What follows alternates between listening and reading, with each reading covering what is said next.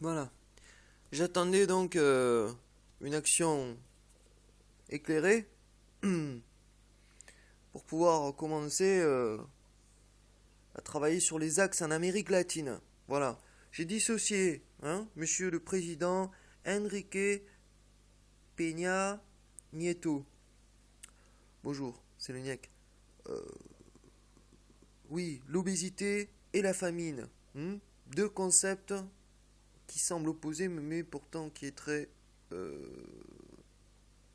interagissent. C'est-à-dire que c'est les familles les plus pauvres qui sont touchées aussi par l'obésité. Voilà. Ça vient du traumatisme, du trauma, de la peur du lendemain de manquer de nourriture, qui fait que lorsqu'on a accès à la nourriture, on se pose devant la télé, et on mange, tout simplement. Donc les obèses ne sont pas heureux, et ceux qui meurent de faim ne sont pas heureux non plus. On est bien tous d'accord. Où trouver le juste milieu? C'est dans le structural. Dans le structural politique, la façon dont vous gouvernez votre population fait que vous allez plus provoquer des obèses ou pas. Voilà. Donc, le Mexique a aussi un enjeu géostratégique pour moi, puisque c'est la frontière avec les États-Unis. Voilà. Donc, je décide aujourd'hui, avec vous, de créer l'axe Mexique, Venezuela, Équateur, Argentine, Colombie, en réponse à, un contre-équilibre à BRICS, dont le point d'ancrage est le Brésil. Voilà, le Brésil, c'est le plus gros territoire finalement de l'Amérique latine. Voilà. Donc, il faut un contre-équilibre au Brésil, qui est le point lien des axes États-Unis et axe Russie, communiste donc. Donc, dans cet antagonisme BRICS en Amérique latine, en créant un axe antagoniste au Brésil, il faut que je trouve aussi des pays qui sont point d'ancrage sur États-Unis vers les communistes.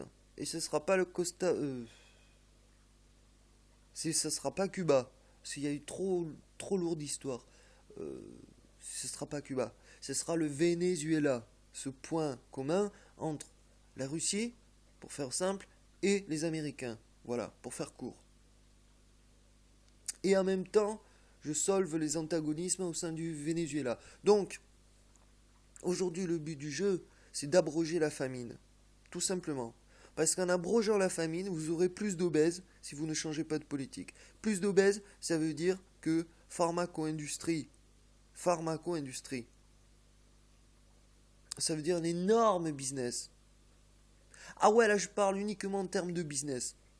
Le fait d'abroger la famine va pousser la première génération d'obèses qui avait cette peur de manquer de miam-miam, et c'est pour ça qu'ils deviennent gros,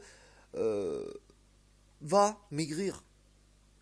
Et enseigner à la deuxième vague d'obèses à être moins obèse, donc à prendre plus en considération sa santé, etc. Et donc la planète, etc. Voilà. Alors, je vais préciser les axes au fur et à mesure, mais tout doit être, au niveau structure des axes, au niveau diplomatique et politique. Monsieur le Président, prendre contact avec les pays que j'ai cités, Venezuela, Équateur, Colombie, Argentine, et aussi prendre contact avec François I, parce qu'il y a un problème de banque en Argentine.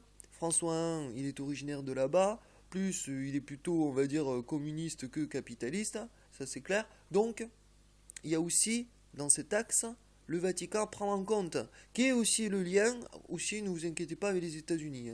De ce côté-là, leur lien ne sera jamais rompu. Donc vous voyez, dans mes axes où il y a plusieurs pays, il y a toujours un pays, pas un pays traître, mais un pays diplomate qui peut faire le lien avec les autres axes antagonistes. Voilà.